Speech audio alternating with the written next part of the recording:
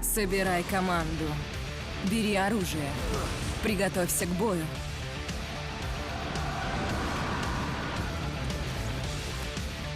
Играй бесплатно на ПК и мобильном.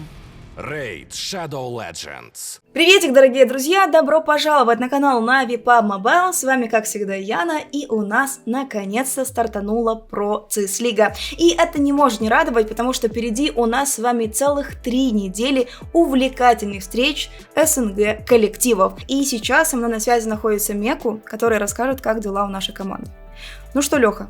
Во-первых, хочу вас поздравить с таким крутым результатом. Залетаете в викенды из первого места турнирной таблицы. Хорошо и красиво отыграли. Молодцы. Такая заявочка на успех. Всем привет, спасибо, Яна, за поздравления. В общем-то, мы готовились как обычно, играли по 8-9 игр в день подготовительных. Да и обсуждали иногда просто свои микромоменты и больше ничего особого. А подошли к этому турниру очень спокойно. Мы не думали, что у нас не будет что-то получаться, и все. Мы просто были уверены, что спокойно будем играть, как на практике. Какой настрой был перед игрой? Спокойный? Боевой? Да, конечно, спокойный. Мы вообще не волновались. В отличие от многих команд. Мы играли, как обычные игры. Давай тогда с тобой перейдем к самым ярким моментам этих 2 дней, к самым ярким хайлайтам. Это, конечно же, первые Мирамары в первый игровой день, который вы хорошо отыграли, забрали 2 топ-1 для нашей команды, что позволило нам залететь так спокойно на эти викенды. Ну да, это были, конечно, яркие игры, но они, правда говоря, не так спокойно прошли, как другие. Немного напряглись, так сказать, но в целом без проблем. Особенно, когда Серега выиграл 1 против 2, против ВП. Это было шикарно. Будет придумывать, как ему выкручиваться из сложившейся ситуации. Полетели, ресурсы еще есть, а посмотри, Кицуня делает поджим по Блэквайту, заберет его, Кицуня нокает Блэквайт и палатику отрабатывает, почти забирает его! В итоге Кицуня делает -2. Первый викдей вы отыгрывали без олдбоя. Потом уже олдбой вступил в бой, и Матик ушел уже на заслуженный отдых, скажем так. Как прошел второй викдей? Давай вот обсудим, в частности, Эрангель и Мирамар, где вы забрали 2 топ-2. Ну, это просто были не до конца доигранные игры с нашей стороны. Сами допустили некоторые ошибки, из-за этого и не выиграли. А чего не хватило, как сам думаешь?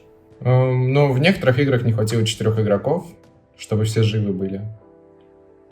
Но это, я думаю, основная проблема. Расскажи, пожалуйста, что у вас за такая нежная любовь с Пейнами, которая началась еще до Про-лиги? Ну, они просто нас очень любят. Всегда пытаются быть ближе к нам.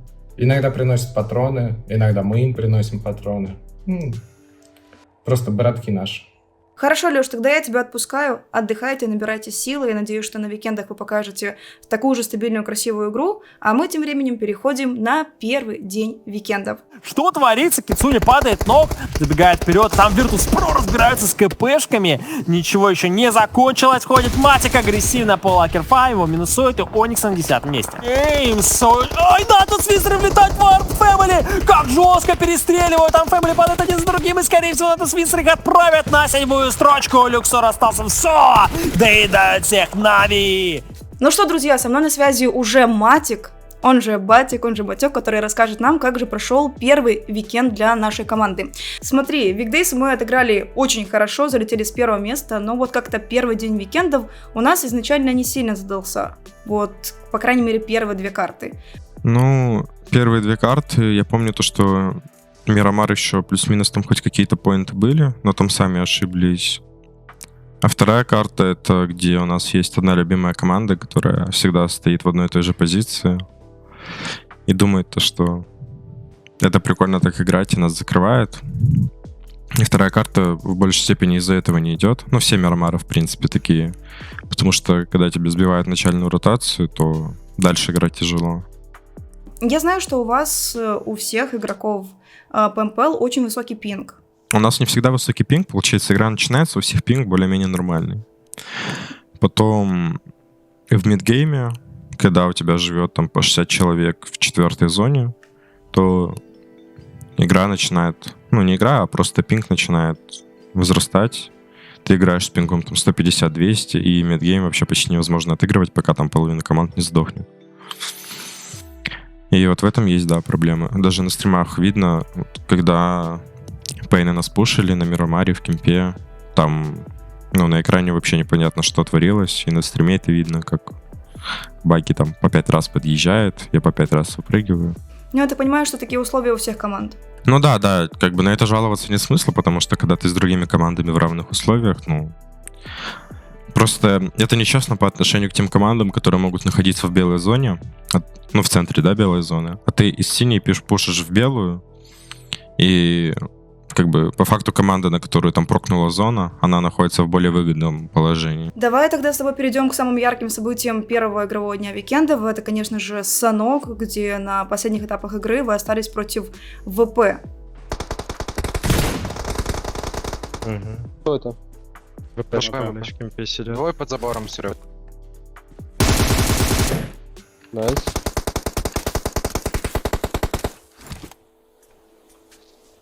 Мы не отдаем так просто. Значит, Ну, можно ждать их ошибок. Братан, тут не хард, вам раскидали они все.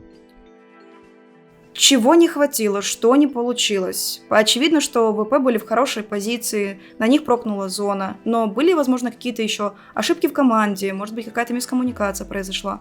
Вообще, ВП после того, как сделали один мув, когда побежали за камень, они себе проиграли этим игру. Но мы решили то, что ладно, не будете вы проигрывать игру, мы вам подарим победу, потому что, ну, мы очень плохо сыграли в такой ситуации, когда нас двое под двумя разными углами, и Олд может бежать, ну, чуть ли не напрямую, вот в этот промежуток, где они пикали. И если ВП пикнут, то они получат еще один нок. А там получилось так, то, что Улбой побежал вообще не по другой траектории, и с моей стороны в него стреляли справа от забора. Я этого человека не видел. То есть, если бы Олдбой побежал ровно от моего камня в этот же промежуток, то мы бы с Серегой просто закаверили, пикнули и дали бы еще один нок. Ну и 3 в 1 было бы легко разыграть с фулл-опена. Но сами себе потеряли победу, короче. Ну и давай тогда перейдем к самому интересному матчу, по моему мнению, за этот день. Это, конечно же, сумасшедший ранкель, где последние уже файтинги проходили на общагах. Расскажи, пожалуйста, что происходило у вас в TeamSpeak, как вы там реагировали на все эти ротации, как вы пушили Armored Family и как уже подбирались к хайграунду, где сидели КПшки. Нам нужно было и быстро заходить, убивать и нашу общагу, и еще левую общагу встречать, потому что, ну, мы не знали то, что будет прям такой файт затяжной, и они могли тоже зайти к нам, третьей командой, и убить нас всех, с одной стороны. И вот нам нужно было просто зайти быстро, убить нашу, еще и встречать вторую. Ну, в принципе, там, я думаю, больше не прям мы хорошо сыграли, а АФ еще плохо приняли, что мы так смогли свободно зайти в их общагу. Скидайте нормально, я раскидал. Можно пройти до первого прям. У нас чего на первом один? Двое меня пушим. А вот здесь запутанной правой двери еще двое. 3 типа на первом. Двоих убил. Сверху еще. Да, ну это же где-то. У меня! Поднимаю! Поднять сразу. Поднять. Но, тем не менее, вы прям хорошо сыграли, вы прошли, начали одновременно пушить вместе с КДВ КПшку. Я думала, что вы в какой-то момент словите синергию, запушите КП, а потом уже просто разберетесь с КДВ и все. Но вообще, я думаю, там ситуация примерно так обстояла, что КДВ стоят, ждут, пока мы запушим, чтобы начать что-то делать. А мы прокидываем смоки, идем по ним халдим, ждем, пока КДВ начнут что-то делать, чтобы тоже их запушить. То есть мы просто друг друга ждали. Ты начинаешь первый пушить, и получается, либо ты поспешил, либо же просто ребята тебя не успели поддержать вот в твоем муве. Здесь вообще я пошел пушить на уверенности больше, потому что я до этого снес ему там 2 или 3 тычки дал, у него был не фулл хп, я был уверен, что я сейчас просто пойду, он меня пикнет, и я его нокну. Но когда он репикнул, ну там получается либо пинг, либо чё. Ну, в общем, он там вышел на полсекунды, когда я даже прицелиться не успел, и залетело в меня, что у меня осталось вот 1 хп. Я понимал, что он сейчас просто репикнет и нокнет меня, и префом уже просто дострелял. И надеялся на то, что нокну. И получилось, как получилось. Матька закоцал дерево, пацаны, помогите. Я чувствую. Одно хп на дереве. Хаешку греет, Там много. Молик греет. Двое тут. Двое на дереве, их хаес дамажил. Один левее его, косенький. Один справа, другой слева. Меня нокнули. Сиди до конца. А, они убили. Два! Отходи, Золт, отходи скорее! Слева сверху ног. Два чела. Все, мы ласт. А, это все, это ласт. И мы потихонечку переходим на второй день уикенда. Все, Всё? давайте переходим. Бегут в размен. 8-я позиция для Virtus.pro. Нави Матик берет для себя левую сторону. Там находится команда 12-18. С ними тоже будут небольшие проблемы. НТТ также отправляется много Таркгредов. Кицуни и Матик выходит 2 в 2 на позицию команды 12-18. Но, скорее всего, еще и состав Канины Пауэр будет работать по ним. За Гуннаборе нужно будет минусовать составу Матику. И да, это минус состав 12-18. Акзер в ноке. Отличная была проделана работа. Мы об этом еще скажем чуть позже. Пока что Номи переходит на следующую стадию. Матик сразу же его перестреляли. Закон Бори, это не тот киллфит, а на третью строчку. Ребята просто на отхиле, к сожалению, не смогут взять второй топ-1 подряд. Ну что ж, даю, Никит, тебе это завершающее слово. Как же поторопились ребята из Пейнов. И, конечно же, Аркреды добирают позицию состава Нави. Ну что, Димон, у нас с тобой сегодня есть что обсудить, потому что произошло очень много ярких и интересных событий за этот игровой день. В частности, на карте Эрангель, где вы забрали первый долгожданный топ для нашей команды на этих уикендах.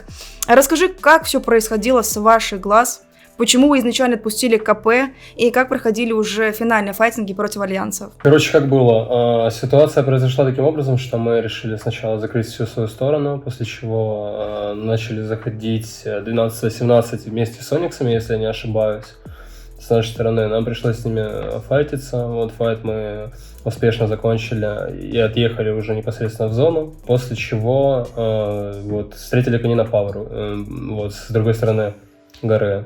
Пацаны стали под край зоны, я стоял на кавере, вот, откинул предварительно смоки от альянсов, вот, под кавером разыграли, там, закрыли 3 КПшек, и 4-й там благополучно умер, но только уже не от нас. А тут нормально, мы тут сможем играть, парни. Где-то прямо надо мной чел. Его убили. Ну и, собственно, приняли решение пойти пушить альянсов, хоть нас было и 3, мы это понимали, что у них численное преимущество, вот, но они, тем не менее, решили отдать гору нам, ну, собственно, по этой причине мы, наверное, и спокойно зашли и зафайтились, и, собственно, выиграли первый матч. Нокнул одного. Левее, возможно, ресуются. Да. Подо мной в смоках. Левее, куда ты дал дамаг? Ты его видишь, вот. Найс. Все, Вот хорошо. это игра. Окей, давай тогда с тобой перейдем к второму Мирамару. Там вы тоже очень хорошо отыграли, уже в дуо с Тигзи против ваших любимчиков, Пейнов и, конечно же, Аркредов, которые и забрали у нас нашу победу на этой карте. Как там все происходило? Ого, ну, в общем, там вообще изначально нас приняли, Пейны подловили Серегу на ротации, после чего произошла такая интересная история с тем, что мы втроем проехали через Сан-Мартин, решили заехать сначала в Сан-Мартин, вот, потом зона шифтанула таким образом, что рядом с нами Кемпа центровался прямо над Сан-Мартином, вот, мы на него заехали, туда дальше напрокала зона. Вот, но так получилось, что Матика потеряли в одной из ситуаций, и, собственно, дальше зона на нас сходилась, мы там с Тигзи начали принимать некоторые команды, ну и отыграли, собственно, на топ-2. У нас двое наверху. Точно? А не один? Вам справа, наверное, от смока надо выйти и убить Вот. камень, слышите? Двое. Слышите, мне кажется, справа вообще выйти, если от смока выйти. Справа от смока. Можете, не? Поднимай, реально поднимай. Иди. Спрыгнул. Все, убили. 2 в 3. Они думают, что вы внутри, Я по-любому. зону можешь Успеешь. Справа, смотри. Теперь. Справа за камнем уже чел. Зайти в зону! Да просто файтитесь уже! Ну и как-то после вот таких успешных, хороших побед и на Эрангеле, и на Мирамаре, дальше как-то 3 вот карты, Санок, Эрангель и Мирамар у нас не сильно зашел. Как сам думаешь, почему не получилось показать хороший результат? Санук, ну, слушай, на Сануке так произошло, что Мадика подкрысили в одном из кемпов, когда мы лутались, потому что лута было не сильно много.